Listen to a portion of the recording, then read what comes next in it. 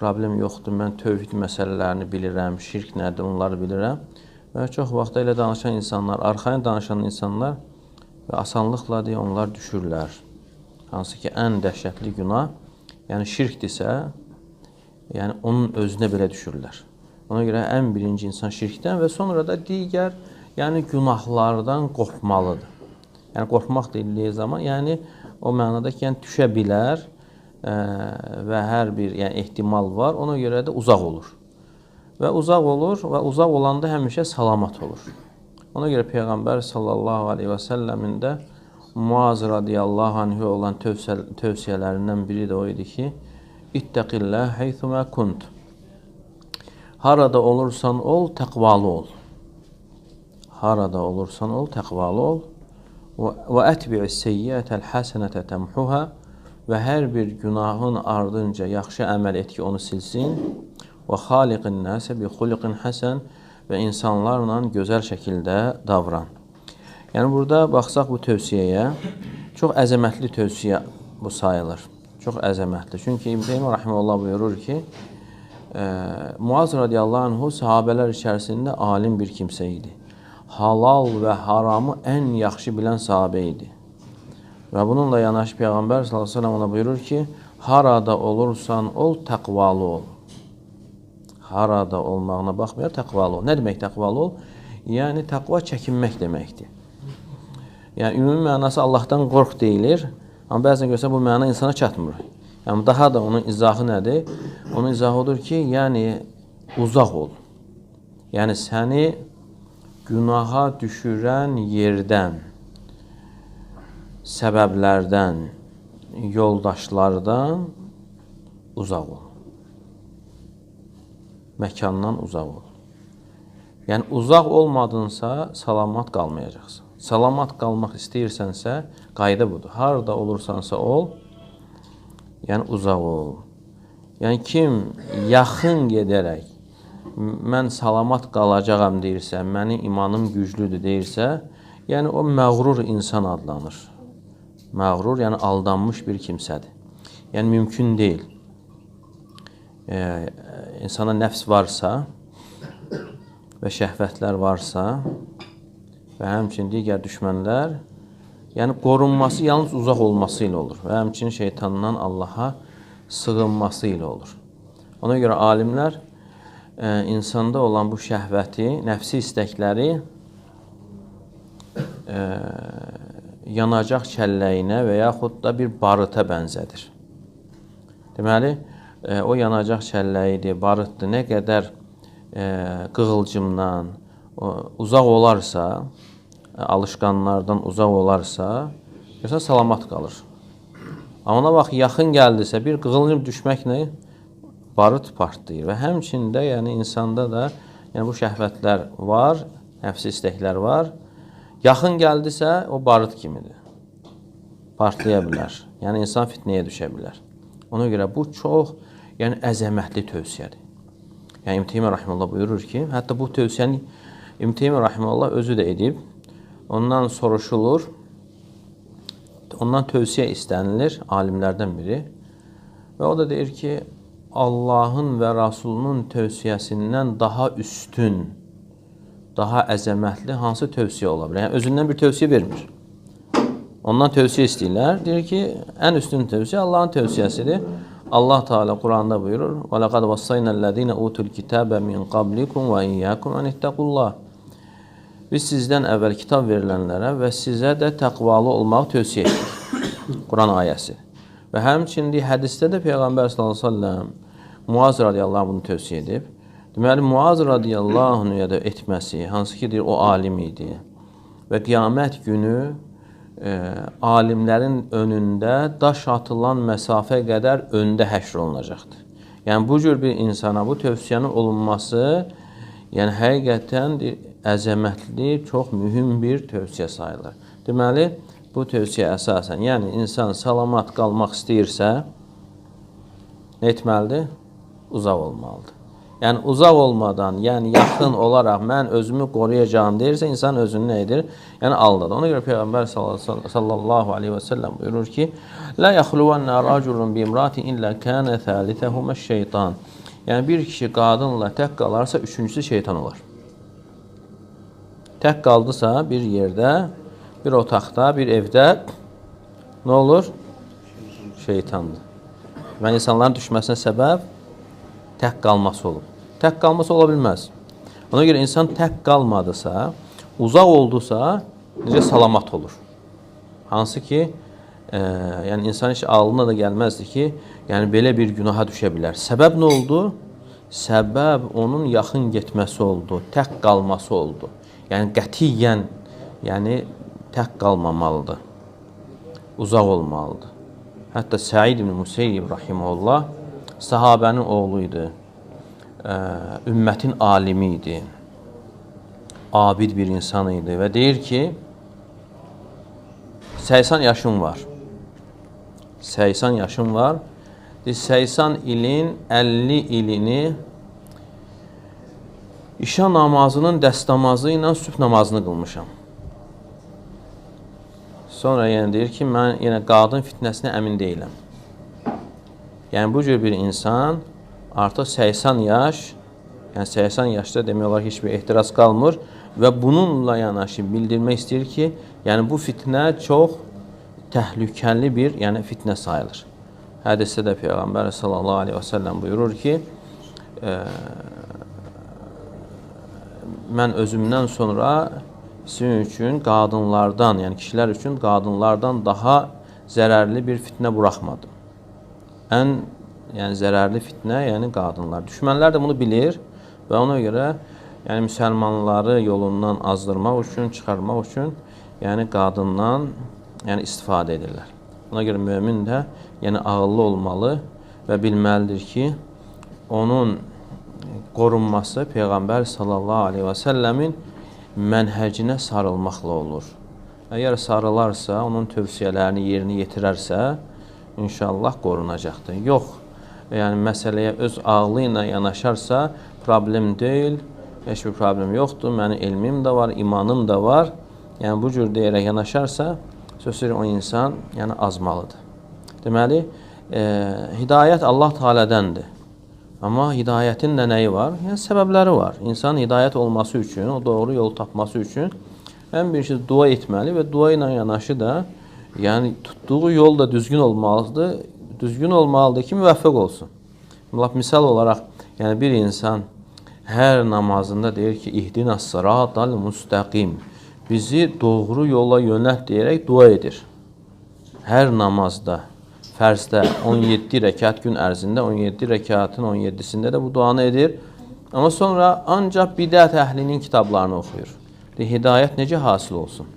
Deməli, Allah Teala'dan hidayət istəməklə yanaşı, o hidayəti olduğu yerdə, yəni Qur'anda və sünnədə axtarmalıdır ki, hidayət olsun. Və həmçinin digər əməllərdə də əgər hidayət olmaq istəyirsə, yəni qorunmalıdır. Peyğəmbər sallallahu əleyhi və səlləm tövsiyəsi, yəni uzaq olmalısan. Yəni çox mühümdür. Yəni getdikcə də yəni fitnəyə doğru gedirik. Hər cür yəni fitnələr var. Ona görə Peyğəmbər sallallahu aleyhi və səlləm buyurardı ki, İnnəs-səidə ləmən cunnibəl fitən. Həqiqətən ən xoşbəxt insan fitnələrdən uzaqlaşdırılan kimsədir. Xoşbəxt insan, səid insan Allah Teala'nın fitnələrdən uzaqlaşdırdığı kimsədir. Deməli, insan uzaq ola bildisə, salamat qaldısa, həqiqətən xoşbəxt insan sayılır. Ona görə səbəbləri də, yəni çox hədislər var bu barədə. Qısaca olaraq bu tövsiyə insana kifayət edir ki, yəni hər hansı bir fitnə olsun, istəyir dini məsələlərdə, dini fitnələr olsun, hansı ki, bəzən ekspertlər çıxıb danışır, Quranilər olsun və digər bidət əhli olsun danışır və onların da insana gətirdiyi şübhələr yəni düşə bilər. Ona insan qorunmalıdır. İnsan dini onun üçün yəni qiymətlidirsə, dini hardan necə gəldi götürməli deyil. Necə ki, sələflər buyurardı ki, mən əzzə aleyhi dinuhu təvarra. Yəni, bir insan üçün din qiymətlidirsə, uzaq olar, qorunar, ehtiyat edər. Harda, necə gəldi, götürməz. Və yox, əgər din onun üçün yəni qiymətsizsə, dəyərsizdirsə və o baxmaz, yəni kimə gəldi, qulaq asır.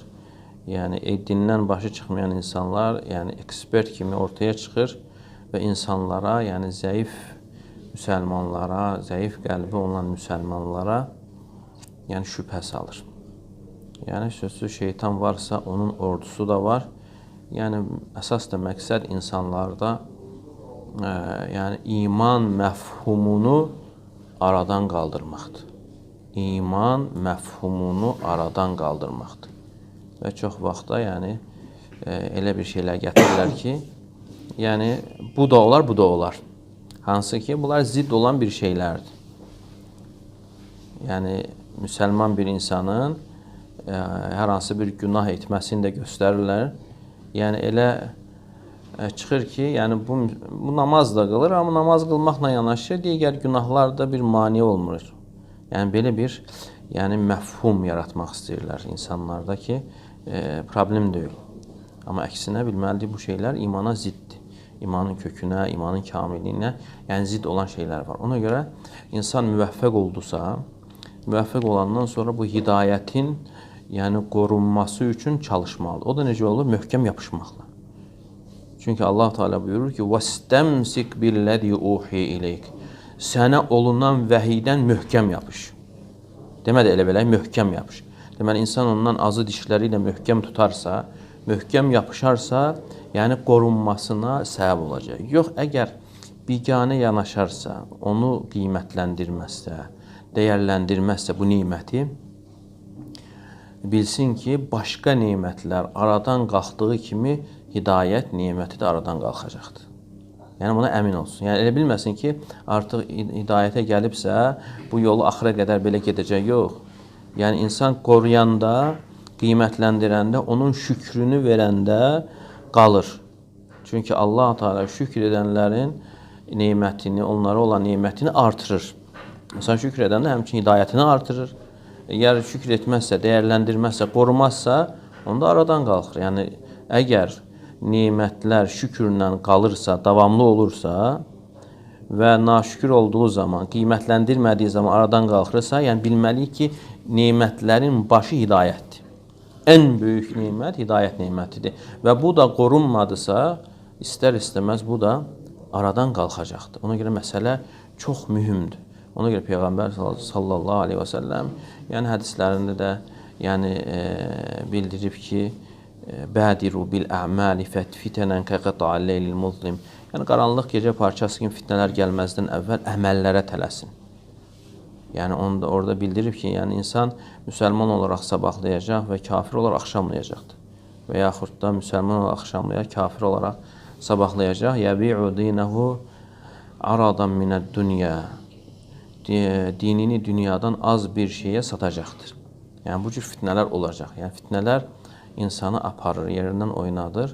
Deməli, qorunmaq insanın möhkəm yapışması ilə, əməllərlə, insan əməl etdikdə görürsən ki, başqa şeylərdən yayınır. Çox vaxt görürsən insana üz verən problemlər boşluqdan, boş oturub danışmaqdan, çayxanalar, bunlar insanı məhv edən şeylərdir. Yəni, mömində çalışıb boş vaxt olmalı deyil. İnsan bir xeyirli iş qutarsa, başqa bir xeyirli işə, onu qutarsa, başqa bir xeyirli işə və bu cür vaxtını doldurmağa çalışmalıdır, xeyirli əməllərlə. Boş qaldısa və bilsin ki, orada istər-istəməz günah və asilik olacaqdır. Necə Şafi Rahimullah deyərdi ki, Nəfsükə illəm təşğalhə bid-daati şəğalətqə bil-məsiyə.